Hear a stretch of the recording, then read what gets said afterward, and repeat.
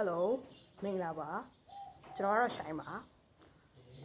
ဒီနေ့ပေါ့နော်ကျွန်တော်ဝိထုတို့တပုတ်ပေါ့နော်ဝိထုတို့တပုတ်ကနေပြီးတော့ရလာတဲ့အတွေးလေးကြောင့်အနေနဲ့ဆွေးနွေးခြင်းတယ်ပေါ့အဲ့ဝိထုတို့ကိုကျွန်တော်ဖတ်ထားရတော့နည်းကြာပြီပေါ့နော်review လေးရေးပူပါတယ်ရေးပါနော်ကျွန်တော်ကစာအများကြီးဖတ်တဲ့လူတယောက်လို့ကိုယ်ကိုမယူဆပါဘူးဒါပေမဲ့ဖတ်တဲ့စာတွေကိုတော့အတက်နိုင်ဆုံးလိုက်ပြီးတော့တွေးခေါ်တဲ့လူတယောက်တော့ထင်ပါတယ်အဲ့တော့ကျွန်တော်ဖတ်ခဲ့တဲ့စာအုပ်ပေါ့နိဖတ်ခဲ့တဲ့စာအုပ်ကဒီဆရာသစ္စာနေရဲ့အခြားသောအရာများနဲ့လူဆိုတဲ့စာအုပ်ပေါ့အဲ့ဒီစာအုပ်ဖတ်တာနည်းနည်းတော့ကြာပြီဗျာဒါပေမဲ့အဲ့ဒီထဲကကျွန်တော်သဘောအကျဆုံးဝတ္ထုတို့နှစ်ပုဒ်ရှိတယ်ပေါ့အဲ့ဒါဒီတိမ်နဲ့လူရဲ့ပြီးတော့စာအုပ်နဲ့လူဆိုတာပေါ့နော်အဲ့နှစ်ပုဒ်ကိုတော့ကျွန်တော်တော်တော်ကိုယ်နဲ့လေတိုက်ဆိုင်တဲ့အတွက်အုံနောက်ထဲမှာအများနဲ့မှတ်မိနေတယ်ပေါ့နော်ဒါပေမဲ့မနေ့ကအဲ့ဝတ္ထုတို့အကြောင်းကျွန်တော်သွားပြီးတော့အမှတ်ရပြီးတော့တွေးမိရေပေါ့နော်ကျွန်တော်ကပုံမှန်ဆိုလို့ရှိရင်လည်းအဲ့လိုအရင်အတွေးများတဲ့သူတွေမှာပါတယ်ပေါ့နော်တခုဆိုအဲ့လိုတွေးတဲ့သူတွေမှာပါတယ်ဆိုတော့မနေ့ကအဲ့ဝတ္ထုတို့ကျွန်တော်သွားပြီးတော့တွေးမိသွားတယ်တတိယသွားတယ်ပေါ့နော်ဘယ်လိုမျိုးလဲပေါ့နော်ဘယ်လိုတတိယသွားလဲဆိုရင်အကြောင်းရင်းခံဒီလိုမျိုးပေါ့နော်မနေ့တုန်းကအကြောင်းတော့တင်ရတဲ့တယောက်နဲ့စကားပြောကြရပေါ့လေဗီဒီယိုကောပြောကြတဲ့အခါမှာသိရမလားရှေးအောင်နောက်ဖြစ်တွေပြောကြတာပေါ့လေရှေးအောင်နောက်ဖြစ်တွေပြောပြီးတော့ကျွန်တော်တို့အတန်းလူတွေအခုဘာလုပ်နေကြလဲစားသဖြင့်ဒီလိုမျိုးကြောင်လေးတစ်ယောက်ရထားတဲ့တင်းချက်လက်တွေဖလှယ်ကြတာပေါ့လေအဲ့လိုမျိုးဖလှယ်ရင်းနဲ့ကျွန်တော်တို့ဘာသွားပြောကြလဲဆိုတော့အတိကတော့နှစ်မျိုးတာပေါ့နော်ကျွန်တော်တို့အတန်းမှာကကျွန်တော်တို့ကဘာကဖြစ်တယ်ပေါ့နော်ဘာကကြောင်ဖြစ်တယ်အဲ့တော့သူငယ်ရန်ကနေပြီးတော့ကျွန်တော်တို့ရှစ်တန်းထိပေါ့နော်အားလုံးအတူတူဒီလူတွေပဲဗျာဒီလူတွေပဲတစ်ထစ်လက်ဒီလူတွေပဲဆိုတော့အချင်းချင်းတိုင်းမှာပို့ပြီးတော့စီးနာဟိုကပို့များတယ်ပေါ့လေအဲ့ကြတော့အဲ့ဒီမှာဘာသွားပြောဖြစ်ကြလဲဆိုတော့ဒီနှစ်မျိုးတွေပေါ့ဘလို့နှစ်မျိုးလေးဆိုတော့ကျွန်တော်အတန်းမှာဆိုလို့ရှိရင်တော်ကြတဲ့သူများတယ်ပေါ့နော်တော်ကြတယ်ဆိုတော့ဥမာစာပိုင်းပဲဖြစ်ဖြစ်စာပိုင်းပဲထားပါတော့လေဒီဥဆောင်မှုပိုင်းမှာပဲဖြစ်ဖြစ်အဲ့လိုတော်ကြတဲ့သူတွေများတယ်ပေါ့ဘလို့ပဲဖြစ်ဖြစ်လုံနိုင်ကြတဲ့သူတွေများတယ်ပေါ့ဒါပေမဲ့ဒီ2021နောက်ပိုင်းမှာ2021နောက်ပိုင်းမှာကျတော့ဒီအားလုံးနှီးပါပဲပေါ့နော်တချို့လည်းကျောင်းထဲမှာပဲဆက်ရှိနေခဲ့တဲ့သူတွေရှိအောင်ပေါ့ဒါပေမဲ့အားလုံးနှီးပါတော့အပြင်ကိုရောက်သွားကြရပေါ့အပြင်ရောက်သွားပြီးတော့တကယ်လက်တွေ့ဘဝတွေရောက်သွားတယ်အိမ်အောင်ရက်သားတွေကြောက်သွားတယ်ပေါ့နော်စသဖြင့်ဒါမျိုးတွေသွားပြီးတော့ပြောမိတဲ့အခါမှာကျွန်တော်ကဒီတိမ်နဲ့လူဆိုတဲ့ဝတ္ထုတို့ကိုကျွန်တော်သွားပြီးတော့တတိရတယ်ပေါ့နော်ဘယ်လိုလဲဆိုတော့ဒီဝတ္ထုတို့အကြောင်းကိုကျွန်တော်အရင်တော့နည်းနည်းအချင်းချုပ်ပြမယ်ပေါ့နော်အချင်းချုပ်ကအဓိကဇက်အဓိကဘယ်လိုပြောမလဲ character ရဲ့နာမည်တော့မပါဘူးဆိုရင်လည်းသူ့ရဲ့အခြေအနေပေါ့လေသူဒီအထဲမှာပါတဲ့ character ဒီသူဒီအထက်တန်းဆေးရဲ့တာပေါ့ဟိုမှာ၄ယောက်မှာအကြီးဆုံးဖြစ်တယ်ကွာအကြီးဆုံးဖြစ်တယ်ပြီးတော့သူ့မှာမိုးကြော်ဆိုတဲ့တငယ်ချင်းတယောက်ရှိတယ်ပေါ့နော်မိုးကြော်ဆိုတဲ့တငယ်ချင်းတယောက်ရှိတယ်ပေါ့အဲ့ဒီမှာအဓိကmain character တော့သူကချိုးတယ်ပေါ့နော်သူ့ဖေကလည်းရိုးရိုးထက်တန်းဆေးပဲဆိုတော့ချိုးတယ်တွေကပေါ့ဒါပေမဲ့သူကစတော်တယ်ဗျာတင်ကကောင်းကောင်းတင်တယ်ပေါ့နော်တင်ကကောင်းကောင်းတင်တယ်အဓိကသူ့ရဲ့အိမ်မိုက်ကကွာဆရာဝန်ဖြစ်ချင်တာပေါ့ဆရာဝန်အောင်မြင်တဲ့ဆရာဝန်တယောက်ဖြစ်ချင်တယ်ဒါပေမဲ့ကန်ဆိုးချင်တော့ဗောလေကန်ဆိုးချင်တော့ဒီသူ့အဖေကအဆုတ်ယောဂါနဲ့ကွယ်လွန်သွားတဲ့အချိန်မှာမိသားစုရဲ့တာဝန်နဲ့သူတစ်ဖက်တစ်လမ်းကနေဝင်ခိုင်းရတယ်ဗောအဲ့ကြတော့ဒီသူ10ရက်အောင်အပြင်ပြေပဲဖြေရတယ်ဗောနော်ဆရာဝန်ဖြစ်မလာခဲ့ဘူးဗော10ရက်အောင်နေဆိုရင်လည်းသူရိုးဆေးရေးပဲဖြစ်လာခဲ့ဗျာသူအောက်မှာလည်းမောင်နှမတွေရှိရတဲ့အတွက်သူကအိမ်နောက်တာဝန်ကိုကူပြီးတော့ထိုင်းရတဲ့သဘောမျိုးဗောနော်အဲ့ကြတော့နောက်ပြီးတော့သူ့မှာသူခုနကပြောခဲ့တယ်သူ့မှာတငယ်ချင်းရှိတယ်ဘိုးကျော်ဆိုတဲ့တငယ်ချင်းသူကတော့အဲ့လိုမဟုတ်ဘူးပေါ့ဗျာသူကတော့ဒီငွေကြေးတောင့်တင်းတဲ့လူဖြစ်တယ်ပေါ့အဲ့လိုမျိုးပဲပေါ့နော်ကိုကရုန်းကန်နေတယ်တစ်ချိန်မှာပြန်တွေ့ကြရတယ်ပေါ့နှစ်ယောက်သားပြန်တွေ့တဲ့အခါမှာတော့မိုးကျော်ကတော့သူအရာရှိတယောက်ဖြစ်နေတယ်ပေါ့ဒီအဓိကဒီဝတ္ထုလိုရဲ့အဓိက character ကတော့သူကတော့အထက်တန်းစရေးဖြစ်ဖို့တောင်စောင်းမွဲဖြေရမယ်အခြေအနေမှာပဲရှိသေးတယ်ပေါ့ပြီးတော့သူ့အောက်ကညီမလေးတယောက်ဆိုလို့ရှိရင်ကျောင်းဆရာမဖြစ်နေတယ်ဒါပေမဲ့အချင်းကြီးအကြောင်းပေါ့သူကျောင်းဆက်မတက်နိုင်မင်းနဲ့ကိုနေအိတ်ဆက်ရုံမှာလှုပ်နေရတယ်ပေါ့စသဖြင့်ဝတ္ထုတွေမှာတော့အဲ့ဒီအကြောင်းကိုဖော်ပြထားတယ်ပေါ့နော်ဖော်ပြထားပြီးတော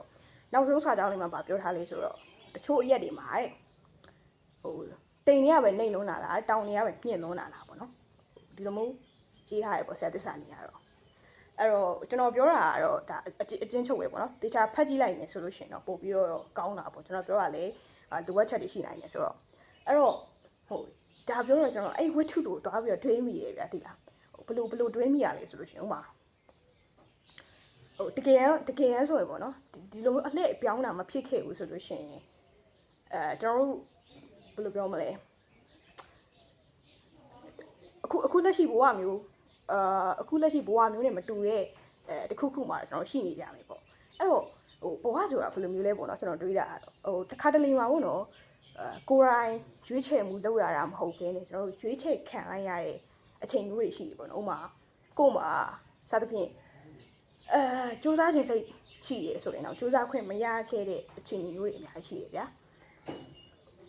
ခစ်ကဥမာကျွန်တော်တို့ဆိုရင်ဒါခစ်ကရွေးချယ်ပေးလိုက်တာပေါ့နော်ခစ်ကကျွန်တော်တို့ဘဝကိုတချို့ဟာတွေမှာရွေးချယ်ပေးလိုက်တဲ့အခိုက်အတန့်တွေရှိရပေါ့တယောက်နဲ့တယောက်ဗျာတယောက်နဲ့တယောက်ရွေးချယ်ခံရပုံချင်းမတူဘူးပေါ့နော်ဥမာပြောရလို့ရှိရင်တယောက်ကိုတော့ဘဝကြီးကမင်းတွင်းနဲ့ကြီးရဲ့ချပလိုက်တာမတယောက်ကိုတော့တိုင်းမြင့်ပေါ်တင်လိုက်တာမျိုးပေါ့စသဖြင့်တယောက်နဲ့တယောက်ပေးထားချက်ကတော့မတူဘူးဗျာအဲ့တော့ကျွန်တော်ပု္ပ္ပစာတစ်ပုဒ်ကိုနော်ပု္ပ္ပစာတစ်ပုဒ်ကိုကျွန်တော်ဟိုအတူတူအဖြေရှာကြရတယ်ဆိုရင်တော့မှပေးထားချက်တွေမတူတဲ့အခါမှာအချိန်အဲ့ပု္ပ္ပစာရဲ့အဖြေကိုတွက်ဖို့အတွက်ကျွန်တော်အချိန်တွေလည်းမတူဘူးအချိန်တွေလည်းမတူပြီးတော့စူးစမ်းအထောက်မှုကလည်းမတူဘူးပေါ့နော်တချို့ပေးထားချက်ပုံများတဲ့သူကတော့လွယ်လွယ်လေးနဲ့တက်လို့ရသားနိုင်ပေမဲ့ပေးထားချက်အရင်ကနည်းတဲ့သူတွေအတွက်ကျတော့အချိန်ယူရတယ်အပူကြီးစူးစမ်းရတယ်စသဖြင့်အဲ့လိုမျိုးအခြေအနေရှိတယ်ပေါ့အဲ့ကြတော့ဟိုမနေ့ကတကယ်ချင်းနဲ့အဲ့အကြောင်းပြောပြတော့ကျွန်တော်အဲ့ဝတ္ထုတွေကိုတွားပြီးတော့တွေးမိရပြီးတော့အဲ့လိုဆက်ပြီးတွေးကြည့်လိုက်တော့ကျွန်တော်အဲ့လိုအတွေးမျိုးဝင်လာတယ်ပေါ့တချို့တစ်ခါတလေပေါ့နော်တစ်ခါတလေမှာဘဝမှာကျွန်တော်တို့ကရွေးချယ်ရတာမဟုတ်ဘူးပေါ့နော်ကျွန်တော်တို့ကအရွေးချယ်ခံရတဲ့အခြေအနေမျိုးတွေလည်းရှိတယ်ပေါ့ဟိုပြောရလို့ရှိရင်ဥမာဘွားကြီးကကျွန်တော်တို့တွင်းနယ်ကြီးတစ်ခုတည်းကိုပို့လိုက်တယ်ပဲဆိုပါစို့အဲ့တော့အဲ့တွင်းတွေကကျွန်တော်တို့ထွက်လာဖို့ဆိုလို့ရှိရင်တချို့လူတွေအတွက်လှေကလေးလှုပ်ဖို့အတွက်ပေါက်တူတစ်ချောင်းပေးလိုက်တာမျိုးပေါ့နော်တချို့လူတွေတက်တော့ကျိုးတစ်ချောင်းပေါ့လေအဲ့လိုမျိုးစသဖြင့်ဗျာကျွန်တော်ထွက်လာနိုင်ဖို့အတွက်ပေါ့နော်တခုတယောက်နဲ့တယောက်ပေးတာချင်းတော့မတူဘူးပေါ့နော်မတူဘူးအဲ့တော့အချိန်နေစူးစမ်းအထောက်မှုတွေလည်းမတူဘူးပေါ့နော်အဲ့တော့တယောက်နဲ့တယောက်ရလာတဲ့ဘဝတွေကလည်းအဲ့မှာတွားပြီးတော့ကြွားချကြရေးပေါ့အဲ့တော့တချို့ရက်တွေမှာတော့တိမ်တွေကနေလုံးပါတယ်တချို့ရက်တွေမှာတော့တောင်တွေကမြင့်လုံးပါတယ်ပေါ့လေဆရာသစ္စာကြီးစကားနဲ့ပြောရလို့ရှိရင်တော့အဲ့တော့ဒီဝတ္ထုတွေကနေပေါ့ကျွန်တော်ရဲ့တက်တွေးဘဝမှာပြောရင်းဆိုရင်လည်းပေါ့နော်ကျွန်တော်ကတော့အဲ့လိုအတွေးလေးရတယ်ပေါ့နော်တစ်ခါတလေမှာကိုလိုချင်တဲ့တိမ်တွေဒီကိုယ့်ရဲ့ limit ကိုယ့်ပေးထားချက်နဲ့မကိုက်ဘူးပေါ့နော်ကိုပေးထားချက်နဲ့မကိုက်တဲ့အခြေအနေမျိုးတွေရှိရဲကိုနဲ့လက်လန်းမမီရဲ့အခါမျိုးတွေပေါ့နော်အဲ့ခါမျိုးတွေရှိတော့ဒါကိုယ့်ကိုလည်းပြန်ပြီးတော့အပိစကားဖြစ်မယ်ထင်ပါတယ်ဟိုအရန်ကြီးဘယ်လိုပြောမလဲအရင်မကြည်ဝဲဖို့ပေါ့လေမကြည်ဝဲဖို့ပေါ့ဒီဝတ္ထုကနေပြီးတော့ရလာတဲ့ message ကတော့ကျွန်တော်တို့အဲ့ဒါဖြစ်မယ်လို့ထင်တယ်ပေါ့နော်အဲ့ဒါဒီအကြောင်းအရာကိုဒါကျွန်တော်ဆွေးနွေးကြည့်ရပါလေအခုကျွန်တော်ဆိုရင်အသက်20ပေါ့လေနောက်10နှစ်ဆိုရင်ကျွန်တော်တက်30ပေါ့30ဆိုလို့ရှိရင်ဘယ်လိုပဲဖြစ်ဖြစ်ဘဝမှာတစ်ခုခုတော့ကျုပ်လုံးပေါ်နေမှာပဲပေါ့နော်ဥမာဘဝကျွန်တော်ပင်နေရအတွက်ရွေးချယ်လိုက်လေကျွန်တော်အဲ့ရွေးချယ်ခံလိုက်ရတဲ့ဘဝမှာဘယ်လောက်ထိအကောင်းဆုံးရှင်သန်နေလဲဆိုတာတော့နောက်10နှစ်နောက်10နှစ်လောက်နေရင်တော့ပို့ပြီးတော့ရုပ်လုံးပေါ်လာမယ်လို့တော့ထင်တာပဲပေါ့နော်အဲ့တော့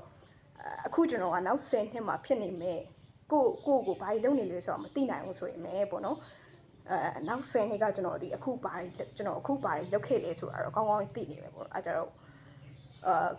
နောက်10နှစ်ကကိုလည်းပြောချင်တယ်ပေါ့နော်အကောင်းဆုံးရှင်သန်မှာလို့ပဲ